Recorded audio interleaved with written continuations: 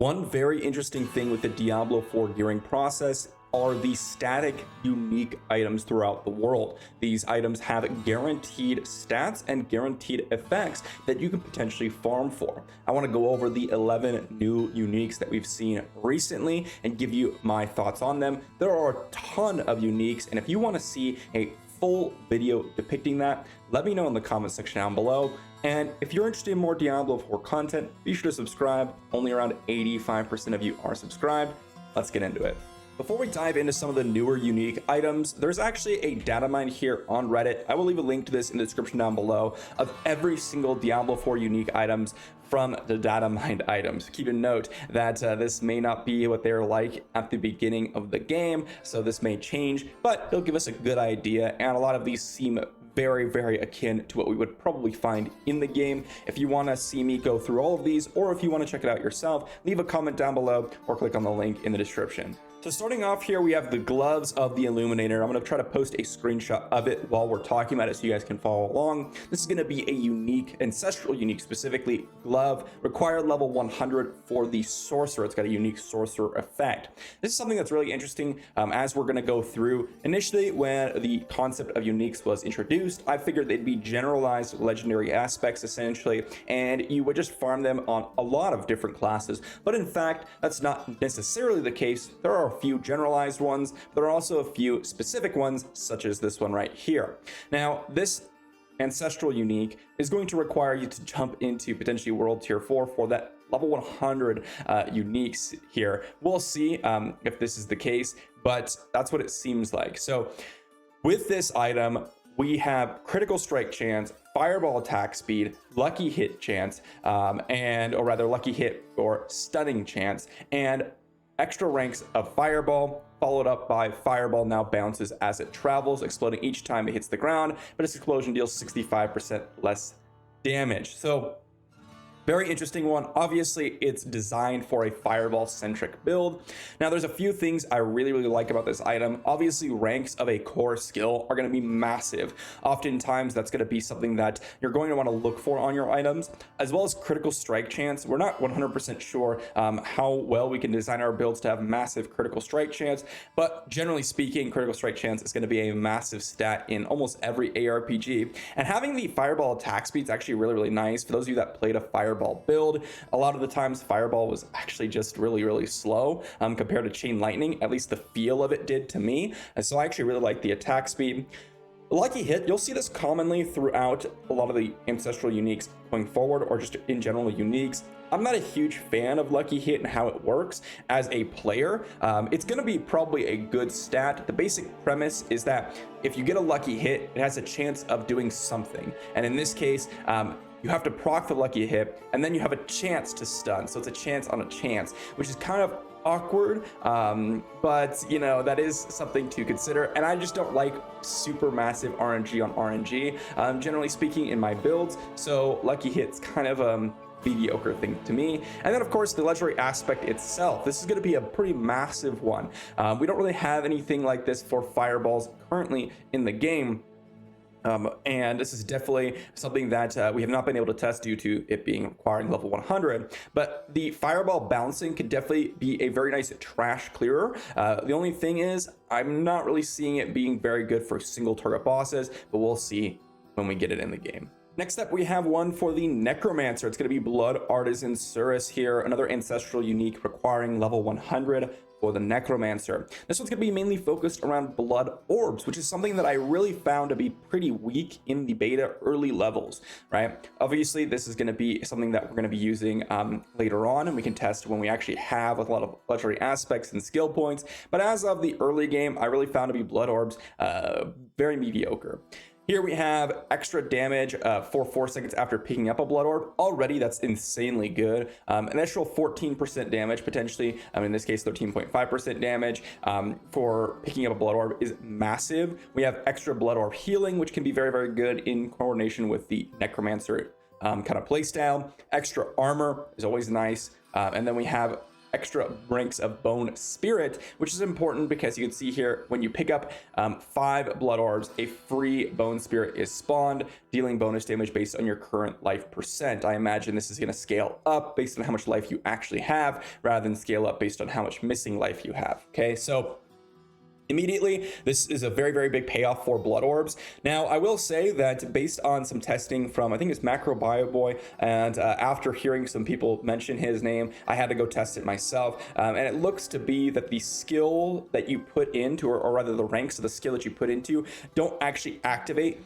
off of these items. So like, let's say you have a rank 5 corpse explosion and you have like the blood mist item. Well, it's not going to activate a rank 5, it's going to activate a rank 1. So I have a feeling that this is going to work the same. I believe that's a bug, and I don't think that's how it's supposed to work. But if that's the case, then this could potentially be kind of mediocre. However, if you're able to import those ranks of bone spirit and get some massive damage off your bone spirit, I could see this being a very, very nice payoff for your blood orbs. Keep in mind that this is a chess piece, so oftentimes those are more focused on defensive aspects, and to me this is more of an offensive aspect, and I really quite like that. So this could be potentially very strong depending on if they fix that bug. We will see though. Here we have the Harlequin Crest, another ancestral unique item requiring level 100, and this one is going to just be a generalized helmet, which is the first so far that we've seen in this video. We have extra maximum life, 1000 maximum life. I'm not actually quite sure how much that is in the grand scheme of the end game, but I assume it's not going to be a ton, just a small percentage increase. Then we have a 9.6% cooldown reduction. That is a massive amount of cooldown reduction. We have 11.5% resource generation. That is a big amount of resource generation. Plus 20 to all stats. Very interesting. I found that the plus stats can be good in some cases and kind of mediocre in others. Then we have the actual legendary aspect, gaining 20% damage reduction and plus 4 ranks to all skills.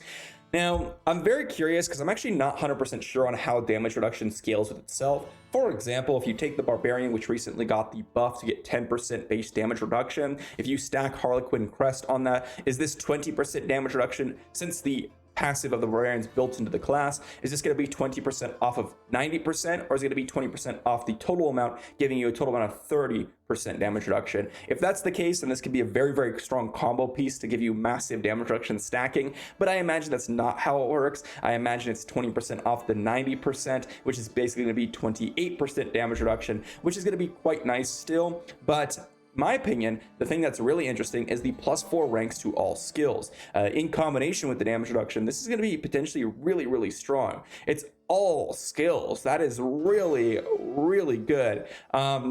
This can massively increase the damage potential for your build, and especially for sort of the early levels of an end game build, this could potentially be a really nice filler piece for your helmet, because you don't really necessarily have the perfect build, and just getting extra damage or extra viability across all skills can be massive. Our first pair of pants in Temerity shows up here. We have another ancestral unique requiring level 100. A lot of these are actually level 100 because they are the end game unique go-to pieces. If you want to see a lot of the lower level ones, they're in that Reddit post. These ones are going to be like sort of like, oh, I gotta grind for this when I reach end game. We have it. While injured, your potion grants 30% movement speed for 2 seconds. Injured is actually a mechanic in Diablo 4, and it's going to basically say if you're under 35% HP, this does something. So under 35% HP is not very common. It's not something that happened to me very often. So, and it's not something that you necessarily want to have happen, because there could be something that one-shots you under 35% HP, but depending on your build. Plus 16 to all stats, another one that I'm not, depending on the build, a huge fan of. Plus 16% potion drop rate. This is definitely a sort of potion focused build. Then we have a lucky hit, up to 5% chance to heal 814 life. Okay, very low chance, you have to lucky hit. Very, very mediocre. Plus 11.5% healing received. Now this is where it gets interesting. The healing received is interesting, and more importantly, I honestly think that the legendary effect could be very, very good in some niche scenarios. And that is when we have effect that heals you beyond 100% life, grants us a barrier up to 44% of your maximum life that lasts for 8 seconds. So this isn't that like you get overhealed and the overheal turns into a shield. It's just you get a 44% of your maximum life shield whenever you get a heal beyond 100% life. Now I like this for some scenarios because there are a lot of other legendary items that work with barrier, and so you can run sort of a barrier centric build with your potion popping. I assume your potion works with activating this Overkill shield, because again, it's got potion drop, right? It's got extra healing received. It's got potion mechanics built into the pants. I don't see why potions wouldn't work with increasing that barrier, but definitely some barrier centric mechanics where you can have barrier makes you unstoppable, barrier gives you increased damage, lasting for 8 seconds. That's actually very, very solid. And what you can kind of do is activate this barrier and then maybe take a little bit of damage, activate your skill barrier, and then pop the potion to activate that barrier again. And you could definitely do some really, really interesting stuff with this. And I think that that's mainly where the use is, but it's definitely more of a niche item, one of the more niche items that we've seen so far, not even necessarily for a specific class, but I don't think many builds can get a ton of use out of this unless you're really running a focused barrier build. Here we have our first barbarian item, and I'm going to pay a lot of attention to the barbarian items because they have so many options for legendary aspects that, depending on how strong these are, they can really show us a glimpse of how insanely high potential the barbarian can get. Overkill, ancestral unique two-handed mace. We have a slow attack speed weapon that deals solid damage per second, and we have 63% overpowered damage. This is very, very typical. Overpowered damage, by the way, for those of you that are very curious, does bonus damage based on fortified life and current life percentages, which means that when you're running a lot of current life, which you will be potentially on the barbarian, or if you can run some sort of fortified mechanic, this can do massive damage, and oftentimes can help you with some of those insane upheaval hits that you've seen before. Extra physical damage by 26%. That's a really nice number right there. We have 54% overpowered damage. Again, it looks like it's trying to lean us towards that overpower mechanics, plus 42% damage to injured enemies. That's going to be under 35% HP, and plus 22.5% critical strike chance against injured enemies, again under that 35% HP. Then we have the actual mechanic in Death Blow. It's going to create a shockwave dealing 24% of its base damage to enemies. Enemies who die to this effect also reset Death Blow's cooldown. So 24% of Death Blow's damage is actually still a solid amount because Death Blow is a very heavy hitting skill. It is meant to kill someone. And what's interesting about this is actually this allows Death Blow to sort of be a chain mechanic, meaning you hits everyone, hit because everyone's lower, you can reset it, hit, reset it, hit, reset it, which actually kind of like the Death Blow shockwave effect. However, I'm not sure if it's good enough for the barbarian. Maybe around some sort of Death Blow centric build. However, the stats on it are very good. Extra percentage physical damage is huge. Obviously a lot of injured mechanics, which can sometimes be very good against bosses, getting a lot of guaranteed crits and extra damage against that 35% boss HP. And of course, if you're able to take advantage of the overpower mechanic, this guy's got a ton of overpowered damage. Very interesting one. I could see the legendary aspect being very convenient for trash killing, but other than that, I just think it has really good stats. Here we go with the first one for the Druid. Waxing Gibbous, ancestral unique axe, decent fast weapon attack speed. We have 28% damage to healthy enemies. Healthy enemies is anyone above 80% HP. We have 21% critical strike damage, pretty big there. 23.5% damage to close enemies. Actually kind of like this aspect, or that stat rather. Oftentimes you will be close or you will be far. That's generally like whether or not your playstyle is far or close. Hopefully you're close because that's what you want here. 29% damage to injured enemies. Again, that 35% or less. Then we have life on kill, and the actual aspect itself, gain stealth for 2 seconds when killing enemies with shred. Shred is the basic ability on one of the basic skills for the druid.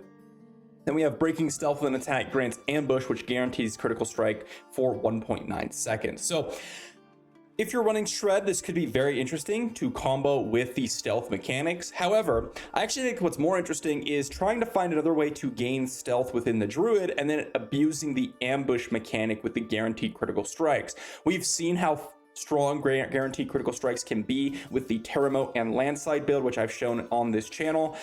They can kill basically any boss in about 5-6 seconds very quickly with stacking a bunch of guaranteed critical strikes. And 2 seconds of guaranteed critical strikes can really amplify potentially like a pulverized build or something like that. So yeah, you can run shred and try to mechanically combo together with like killing an enemy, like a basic enemy, and then one-shotting an elite with a guaranteed crit. I think that could be good. But I think the more interesting thing is to kind of abuse the ambush mechanic by gaining stealth other ways. Now this one's probably my most favorite, or the most fun one in my opinion. This is Word of Hakan, Ancestral Unique Amulet, again requiring level 100 for the Rogue. Might be a little bit biased because I do want to play the Rogue. A little bit of a resistance to all elements. Then we have 12% non-physical damage, 14% ultimate skill damage, which is very important. 20% critical strike damage with imbued skills, which if you imbue a skill, that's what that means. Then we have +2 ranks for all imbuement skills, which is very, very solid. The non-physical damage is unfortunate in some scenarios, but because we're really focusing on imbuements for this, it does make sense. And lastly, the effect, which is why I think it's very fun. Rain of Arrows is always imbued with all imbuements at once. This is very, very interesting. I think the most common ones are going to be Shadow Imbuement and Poison Imbuement. Those are the ones that people use the most often. Shadow Imbuement is definitely going to be the one for AoE, Poison for more single target burn damage, or rather poison damage. And Rain of Arrows is a very mediocre ultimate, I would say. I definitely like the Shadow Clone. I think the Shadow Clone is probably my favorite ultimate in general. However, this could make Rain of Arrows a very, very interesting option for potentially just absolutely blowing up everyone in a big AoE. I'm very interested to use this one. I think that it has potential. However, I also don't think that it's going to be nearly as good as some other combo potentials you can run. Keep in mind that Rain of Arrows, as far as we've seen so far, is kind of a mediocre ultimate. So you're running a legendary item that's going to make it solid, but you already have a solid legendary, a solid ultimate in Shadow Clone. So you're taking up a slot for baseline, I guess, like keeping it similar. I don't know. Fun, but probably not super amazing. Now this one, Mother's Embrace, is probably my pick for the most broken or strongest legendary or ancestral unique here. It's going to require level 100. We have 25% fire resistance and shadow resistance. We have +10 to all stats, +4% lucky hit chance. This is lucky hit chance, not the actual effect of lucky hitting. So for example, those earlier items that give an effect when you do lucky hit, this is the chance that we need to increase for those things to happen, which is another chance thing, which is a little awkward. 17.5% critical strike damage, very, very good there. I always like critical strike damage and chance. +15% overpower damage, but here's where it gets really interesting. Keep in mind this can be used on all classes. If a core skill hits 5 or more enemies, 35% of the resource cost is refunded. Now, immediately I think of something like Barbarian, right? Because something like Upheaval, you're gonna refund a ton of the resource cost. And then we have legendary items that combo with how much resource you have at the current moment, which can be very, very strong, okay? Not only that, but also a core skill like, for example, Landslide for the Druid could be very, very strong to refund the cost. Even Chain Lightning, heck, anything, right? Just refunding resource cost is insane. Twisting Blades can hit 5 or more enemies. This seems so strong to me that almost every class can benefit from it. I'm trying to think of a class that wouldn't want to benefit from it, right? We have Bone Spear, as you can see behind me. Bone Spear is going to be able to refund some cost, which is going to give you more value. Something like, you know, Twisting Blades, as you said, clearing trash, Chain Lightning, Fireball, Landslide, Pulverize potentially, Barbarian, Upheaval, Flay, or Rend. All these skills are going to be massively, massively benefiting from this legendary item. And I think that this is going to be probably one of the strongest ones to fit in with a lot of different builds. Next up is Cowl of the Nameless, and this is our first one that isn't level 100. This is a level 45 one, actually. It's going to give you a unique item, not an ancestral unique item. It's a little bit of armor, a little bit of dexterity here, 41 dexterity, 13.7% cooldown reduction, 10.5% crowd control duration, 17 in maximum energy, and 24% increased lucky hit chance against crowd control enemies for the Rogue. So this one, I'm not a huge fan, again, of lucky hit chance. I like maximum energy. I like cooldown reduction. That's a massive amount of cooldown reduction, and this fits really well with kind of what I want to do with the Rogue. Cooldown reduction is very, very nice, just simply because if you're running Twisting Blades, which is my personal favorite build for the Rogue, then you can run where you're reducing the cooldowns, and then you have Shadow Step, which reduces cooldowns, dashes, and you're just moving around like a crazy madman. This is definitely one that I would consider using just for the cooldown reduction alone, so you can get that guaranteed stat. But I don't like the increased lucky hit chance. Potentially, if you get some sort of lucky hit chance with ability to CC a lot at the time, this can be interesting. But to be honest, this one's probably my least favorite aspect so far. Next one up is Windforce, another unique bow. And I think that this specific one, as well as the other one and another one we're going to go over, are a little bit older than the other previous ones that we went over in this video. But I figure we go over anyways because I just happened to stumble upon them and I didn't remember them. So Windforce here, unique bow. 1100 damage per second. We have 1.10% or 1.10 attacks per second, pretty fast attack speed, 23% damage to distant enemies, pretty standard. Then we have 32 all stats, 18% core skill damage. Really like core skill damage, especially with something like Barrage. 25% damage to distant enemies, another really good stat if you're running a bow. Super massive damage increase, plus 2 ranks to the impetus passive. Now the impetus passive basically gives you extra damage after you've walked a certain amount of distance. I believe it's 15 meters and it gives you like 7%. At 2 ranks, it'll probably give like 14% increased damage. Definitely an interesting one for clearing dungeons. And if you continuously move around, it can be a little bit more interesting. Not something I would normally take, honestly, but a little passive damage increase is not bad. Then we have another lucky hit mechanic, which personally not a huge fan of. Again, I don't really like lucky hits. However, this one's actually a super powerful payoff if you can get the lucky hit. So you have to get the lucky hit, then you have to proc this, right? Hits with this weapon have an 18% chance to deal double damage and knock back the target. That's huge. That's massive damage if you're able to proc it. But again, you have to proc lucky hit, then proc the potential of this after you lucky hit, which to me is just too much to work for. Once again, another level 44 one unique. The 8 previous ones that we went over in the video were more of the newer ones. These ones are a little bit more old. However, they're ones that I actually had never seen before. I'm not quite sure why. So again, I'm just gonna add them to the end of this video here. Asheara's Khanjar unique dagger, level 44 for the rogue, and I'm not gonna be too sad. I'm going over the rogue items, which is what I wanted to anyways. Very fast attack speed, 11.5% damage to close enemies, 21% basic skill damage. I like that. Definitely interesting with a melee based build. 25% movement speed for 4 seconds after killing an elite. 9% damage to crowd control enemies, 7% lucky hit chance, and hits with this weapon increase your attack speed for 4.5% for 4 seconds up to 22.5%. I like the attack speed increase, but also actually this is something that is contradictory to what I've said previously in the video, but I like the 7% lucky hit chance. Now the reason I like that is because it's actually a significant amount, and if you could start to get many items like this where you increase your lucky hit chance, items like, for example, Windforce can be very interesting because you actually have a much more guaranteed chance to proc that. I don't mind RNG. However, I don't like RNG on RNG, meaning lucky hit, again, as I've said many times in this video, you have to proc lucky hit, then you have to proc the thing that procs after you proc lucky hit, which is very awkward, okay? So I do like increasing that. If you increase it to a significant amount, this is interesting, but if not, then you're just getting a solid attack speed increase, which is pretty good.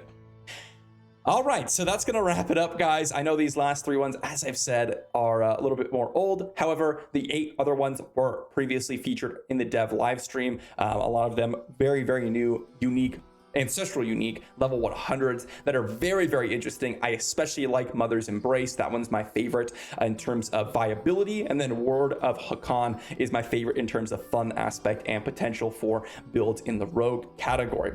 Let me know what you think about this in the comment section down below, and once again, if you guys do want me to go over every unique in the game and talk about that, I can classify it based on, you know, versions of rogue, barbarian, etc., then let me know, because that is a fun video, and I might do it anyways just because I enjoy talking about the game, and that is something that is going to be pretty important for the earlier process of leveling. So without further ado, thanks for watching, and I'll see you all for the next one.